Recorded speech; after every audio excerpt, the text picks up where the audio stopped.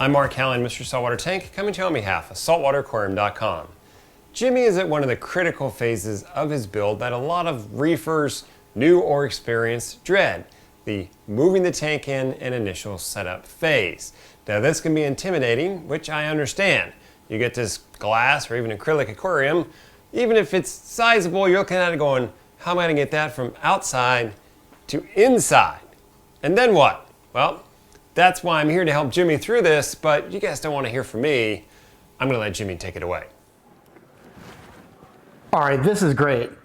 I'm just watching SaltwaterAquarium.com's YouTube channel, and they did this series not long ago for a Mega Matrix aquarium that applies to me, a newbie.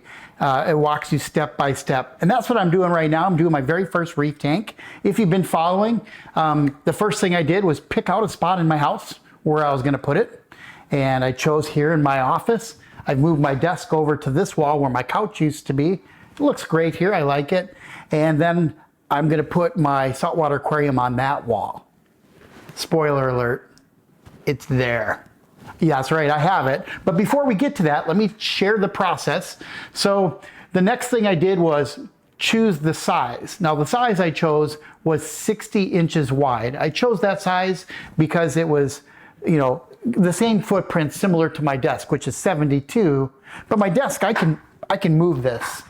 A saltwater aquarium, I'm not going to be able to move it once it's there. So I went a little bit narrower and a little room to work around it. And then that way I can still swing open the door to my office. So it's 60 inches wide. I went on SaltwaterAquarium.com. Let's go there real quick. And I went to the top and I chose Pro Clear and the rimless V2 because that's what Mark recommended for me, was a Pro Clear, and he had a few reasons for it. I just take his advice. A couple reasons I chose the Pro Clear brand of tanks for Jimmy and his build. First, they're easy to set up. The stand is already assembled, the tank is assembled, put the stand in place, level it with a leveling feet, put the tank on it, and that part of your build is done. Also, the 200 series, which is the size that Jimmy has on his build, it comes with 2 drains. Never hurts to have more drains in your tank. Getting water from upstairs to downstairs relies on the drain lines. If one clogs, it's nice to have a backup, and the Pro Clear 200 has that. Also, Pro Clear tanks have lids that you can purchase from the factory. And these are nice fitted lids that fit snugly around the tank, but also look great. Now in previous episodes, I've talked about how if you have a rimless tank, you need lids, and for me personally, the lids on a rimless tank kills the look a little bit.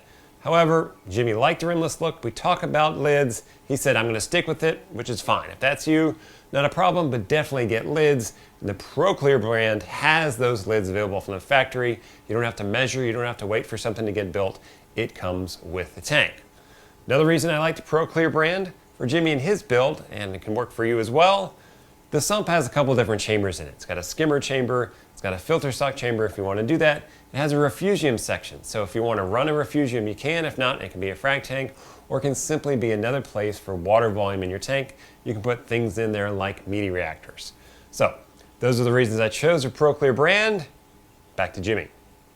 I did look at some of the others, and I did look at used, but I knew that I wanted 60 inches wide. I love the cabinet of this Pro Clear. You'll see it in a second. But then I chose one that was 60 inches wide. I picked the ProStar Rimless V200. It says 200 gallon, but then when I get down in the spec sheet down here, it says that it's water volume 150. So I'm like, is it 150 or is it 200? It's called the V200. Well, then I just went on SaltwaterAquarium.com and I took the dimensions of the aquarium from the spec sheet. It says it's 60 inches by 26 by 24. Well, on SaltwaterAquarium.com, right at the top when you click on aquariums, there is a water calculator.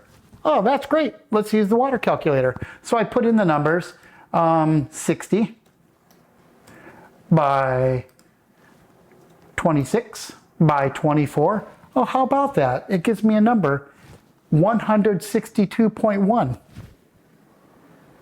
Is it a 162 gallon aquarium, a 200 gallon aquarium, or a 150 gallon aquarium? I don't know. Maybe they include the sump and that volume. Anyway, do I really care? Not really. I don't exactly care right now, the volume. Maybe I should care, but I just like that's the size. It looks good in my office. So those are the dimensions. It looks great. So let me share with you the process. I ordered it up right on SaltwaterAquarium.com. Then just like Mark told me, Freight gave me a call and said, hey, we can deliver it this day. Does that work for you? Can you be here at this time? Yeah, no problem. I'm in Florida. They're in Florida. Came right away. I met the truck driver out at the curb. I was out cleaning my car, and when he pulled up, I was like, oh, great. Got out my cell phone, got a little shot of it. Here it is. Here we go. Fish tank has arrived. So when he pulled up, I met him at the truck, looked in the back of the truck, and it was the only thing in there, all the way in the back. It looked pretty big, but then as he rolled it out towards me, the thing was huge. I mean, the guy standing next to it, it's big, right? And it's all wrapped in plastic. And then he puts it right on that lift, right to the edge, and then brings it down to the ground. He's a pro. He does it all the time, no problem. But it's a little scary sitting there watching thing come down the lift, and it's glass. And I'm like, oh, you know, don't let it crash right here in the driveway. Oh, it didn't, no problem. And he had to wheel it up the driveway. My driveway has a little bit of a slope, so it's really good to plan when you're going to get this thing delivered. Is there a clear path? And for me, there was. I had a spot in the garage where he was going to put it. Mark recommended, you know, tell him where you're going to put it, make sure you can get to it.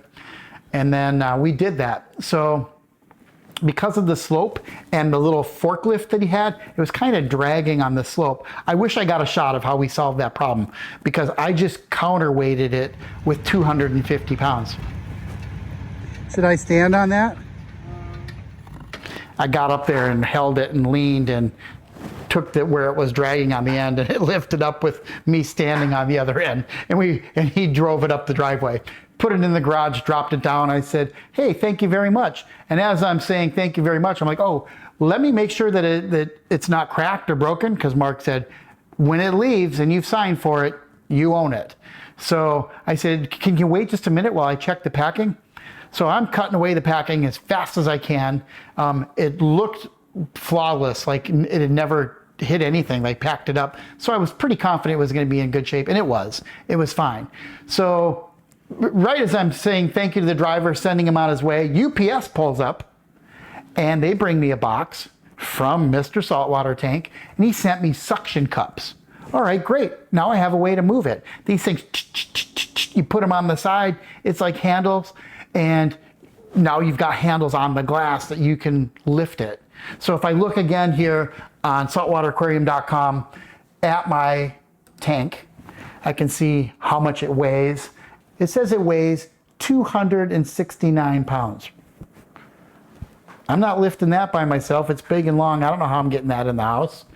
And then the cabinet, 196 pounds. Okay, this thing's sitting on the floor in my garage, but I want it in my office. The Freight doesn't deliver it in the house. He's one guy that sets it in the driveway, or lucky for me, inside the garage. So I'm like, now what am I gonna do? Well, as I was cleaning my car and taking delivery of this, I saw a furniture store delivery truck drive by into my neighborhood. I thought, those guys are professional movers. So I'm standing outside there, packing materials on the floor, sweating in the Florida heat, and I see the truck coming back. These guys have delivered their couch or whatever they were dropping off in the neighborhood. And I go running, hey. And they're like, what the heck? What's this guy doing running out in the street? And I'm like, I get up on their big truck on the step, and I'm like, hey man, how are you? And I was like, oh, there's 3 of you in there. Hey, can I ask you guys for a favor? I'm like, I just took delivery of a saltwater aquarium. It's too big for me to lift, but could I pay you guys to lift it? Yeah, so that's what I did. Out of the truck they come, and I said, I'll just Venmo you some cash. And so I got their Venmo app and sent them some money. I paid them $100. I don't know if that's a lot, but it saved me trying to figure out how I was going to move this thing. They were going to come through the neighborhood anyway. They came in, Venmoed $100, boom. They carried this thing right inside the front door, very carefully.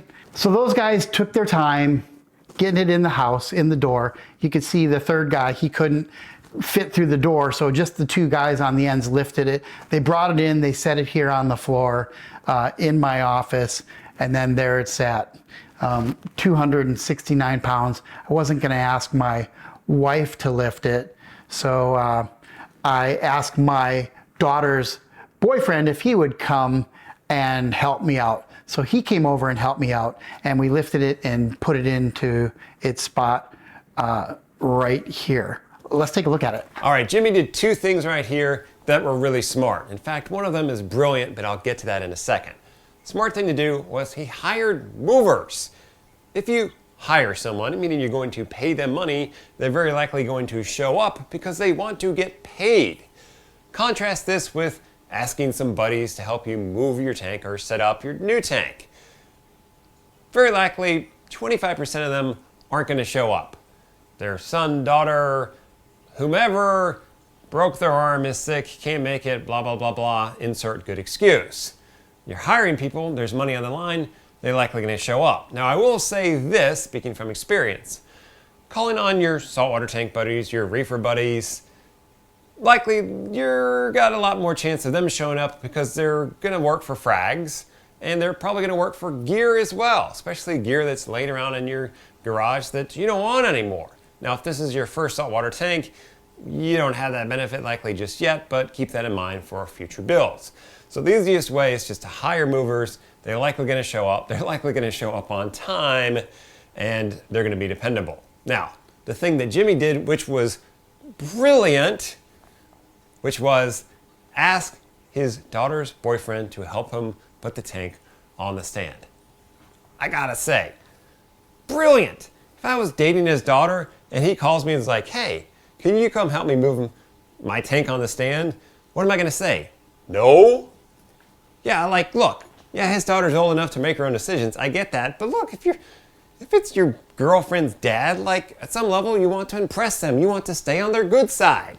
So Jimmy's got a lot of leeway there to be like, okay, buddy, you better show up. And of course he did. So Jimmy, hats off to you there. I've got hopefully 10 or 20 years before I can do that with my daughter's boyfriend. So good move, buddy.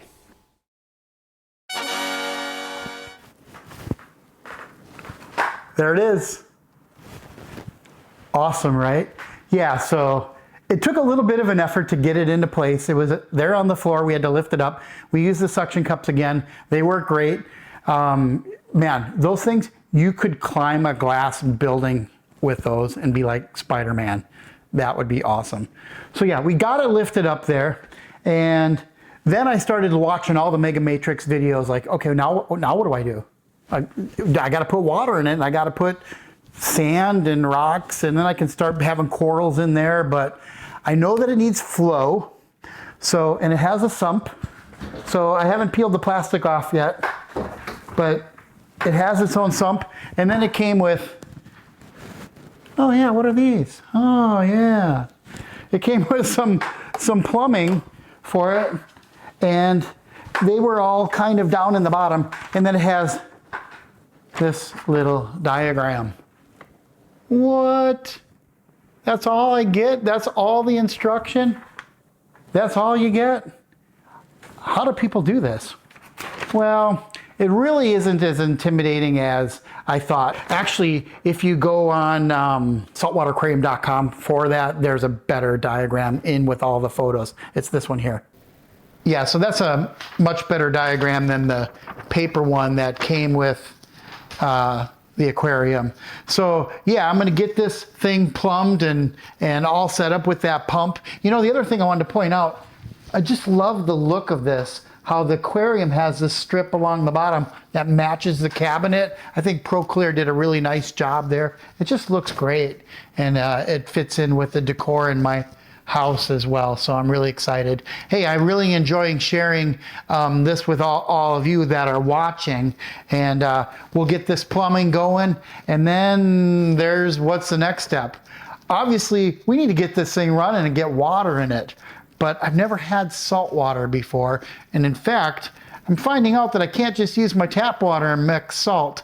So I got to figure out that hurdle. We'll talk about that in future episodes. Hey, thanks for joining me. We'll see you on the next one.